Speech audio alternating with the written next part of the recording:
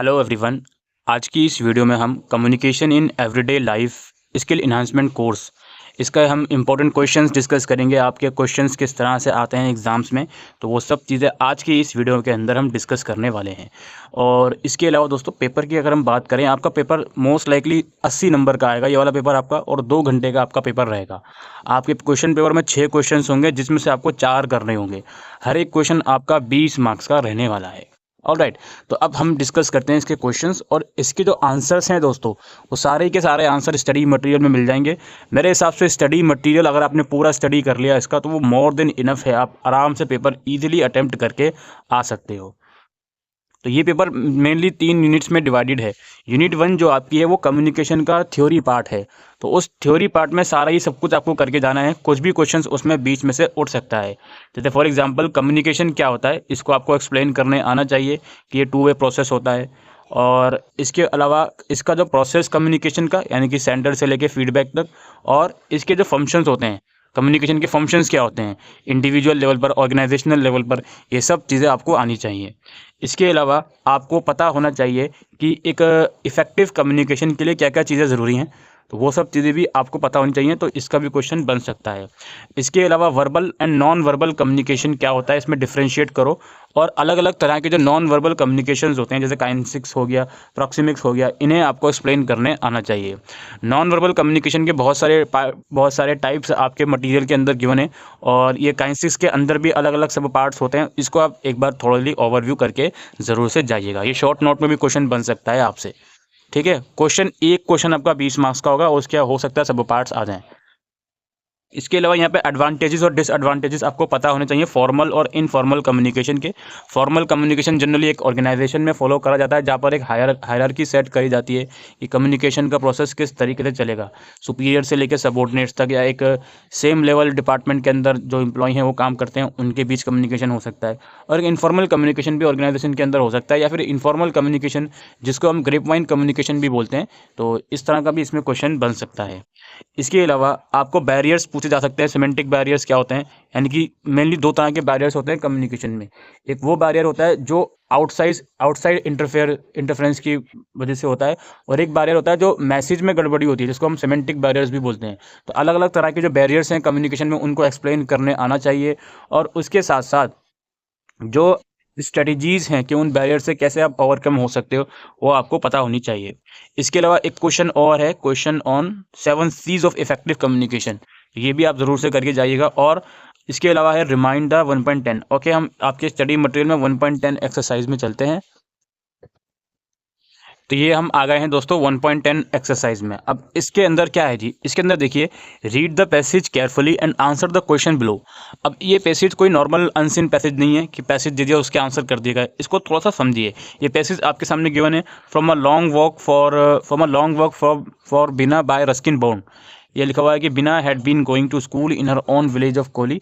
Basically एक paragraph यहाँ पर मेंशन है। ठीक है, मल्टीपल पैराग्राफ हैं, इनके क्वेश्चंस के आंसर देने हैं आपको। लेकिन क्वेश्चंस पढ़िए एक बार आप, क्या किस तरीके के क्वेश्चन है। क्वेश्चन देखिए, find the example of non verbal communication in the passage.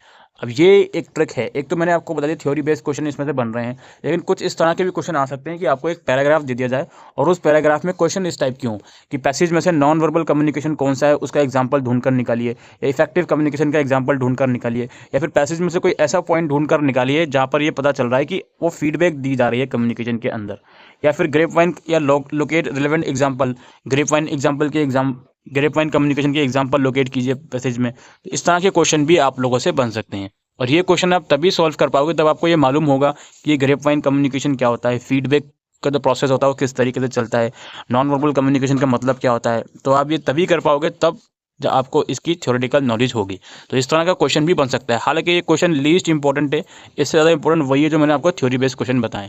But फिर भी ये एक्सरसाइज आप कर लोगे अगर आप थ्योरी बेस्ड क्वेश्चन इसके ठीक से करके जाओगे। अब हम बढ़ते हैं और अपने इंपॉर्टेंट क्वेश्चन की तरफ। ये सेकंड यूनिट है रीडिंग स्किल्स वाली। इस यूनिट में सबसे पहले तो एक चीज़ ये कर लीजिएगा आप लोग, जो रीडिंग टेक्निक्स हैं अलग अलग तरह के, स्कैनिंग हो गया आपका, या क्लोज रीडिंग हो गया आपका।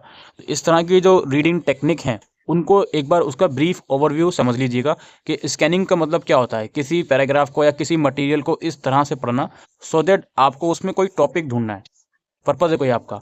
या क्लोज रीडिंग का मतलब ये होता है कि क्लोज रीडिंग में उसको जो भी पैराग्राफ है उसको ध्यान लगाकर पढ़ना। जैसे नॉवल हो गया, स्टोरीज वगैरह हो गई, इसको हम क्लोज रीडिंग बोलते हैं। तो इन टेक्निक का थोड़ा सा ब्रीफ ओवरव्यू ले लेना। इसके अलावा यूनिट 2 में से जो इंपॉर्टेंट क्वेश्चन बनेंगे वो अनसीन पैसेज ही बनेंगे। आपके स्टडी मटेरियल में 2.5 एक्सरसाइज है, वो जाकर देखिएगा। अनसीन पैसेज जो होते हैं नॉर्मल, उसके क्वेश्चंस के आंसर देने होते हैं, उस टाइप के क्वेश्चन इसमें बनेंगे। आपका स्टडी मटेरियल ओपन कर लिया है, इसमें आप लोग देखिए क्वेश्चंस दिए हुए हैं। ये देखिए, ये हाँ, read the following passage carefully and answer as far as possible in your own words. वही सब चीज़ें दोस्तों, रीडिंग कॉम्प्रिहेंशन स्किल्स जो होती हैं उसी से रिलेटेड क्वेश्चन यूनिट 2 में से आपका बनेगा। इसमें बहुत सी एक्सरसाइज गिवन है प्रिपरेशन के लिए, आप इसको एक बार प्रिपेयर कर सकते हो।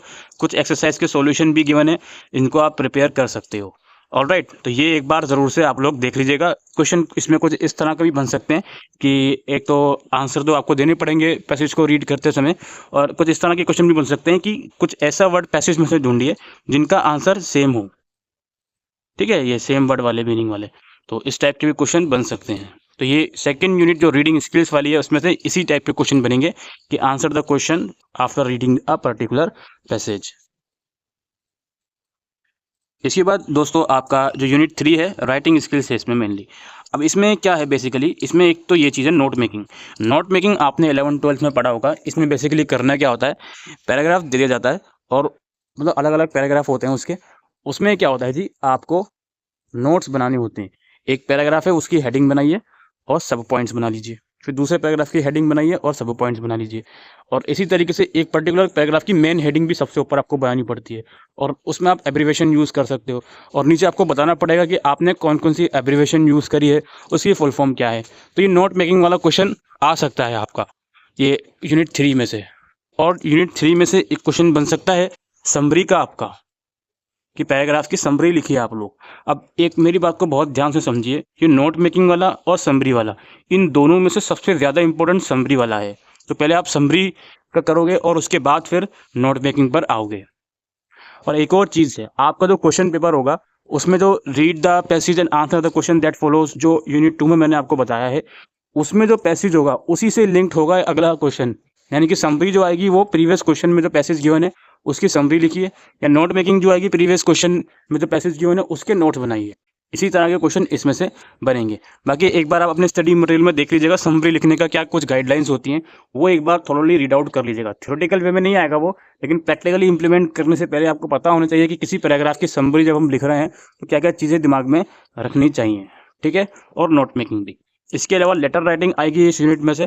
फॉर्मल और इनफॉर्मल लेटर में से कोई एक लेटर आपसे पूछा जा सकता है। फॉर्मल के भी चांसेस हैं, इनफॉर्मल के भी चांसेस हैं। फॉर्मल और इनफॉर्मल में आई होप आपको फ़र्क पता है क्या रहता है, पता आपको फॉर्मेट पता होना चाहिए कि ये फॉर्मेट होता है, और आपको लेटर में जो भी कॉन्सेप्ट है, जो भी कंटेंट है, वो तो ऑन द स्पॉट ही पता चलेगा। अब हम एज इट इज़ वो तो बता नहीं सकते। बाकी आपके अगेन रीडिंग्स के अंदर कुछ फॉर्मेट गिवन है स्टडी ये लेटर्स वगैरह के, वो आप ज़रूर से देख लीजिएगा। ये तो बहुत इंपॉर्टेंट क्वेश्चंस मैंने डिस्कस कर लिए, इसी टाइप के क्वेश्चन आपके पेपर के अंदर आएंगे। बाकी एक आपका स्पीकिंग स्किल्स भी है प्रैक्टिस पर्पस के लिए, आपके स्टडी मटेरियल में हो, तो क्या वो इंपॉर्टेंट है? उसके अंदर मैंने यहाँ पे देखा हुआ है पिछले कुछ क्वेश्चन पेपर में डायलॉग राइटिंग आपकी आई हुई है, तो डायलॉग राइटिंग एक बार आप देख लीजिएगा। ठीक है, डायलॉग राइटिंग कैसे लिखी जाती है, और ओरल कम्युनिकेशन की थोड़ी थोड़ी पढ़ के चले जाइएगा आप लोग। ओरल कम्युनिकेशन क्या होता है, इसका प्रोसेस क्या होता है, इसके एडवांटेजेस डिसएडवांटेजेस क्या होते हैं, ये थोड़ा सा एक बार आप लोग देख लीजिएगा लास्ट वाली यूनिट से। लास्ट वाली यूनिट में आई थिंक पब्लिक स्पीच और इंटरव्यू वगैरह भी है, वो आई थिंक इतना इंपॉर्टेंट नहीं है, लेकिन डायलॉग राइटिंग ICA की इसमें आई हुई है, तो एक बार डायलॉग राइटिंग भी आप लोग देख लीजिएगा। ऑलराइट, तो यही कुछ दोस्तों इंपॉर्टेंट क्वेश्चन थे आप लोगों के कम्युनिकेशन इन एवरीडे लाइफ के, और इतना कोई डिफिकल्ट पेपर नहीं आएगा, बहुत आसान सी चीज़ें हैं। ये सब चीज़ें आप ऑलरेडी अपने स्कूल लेवल पर कर चुके होंगे, तो वही सब चीज़ें आपसे इसमें पूछी जा रही हैं। Thank you.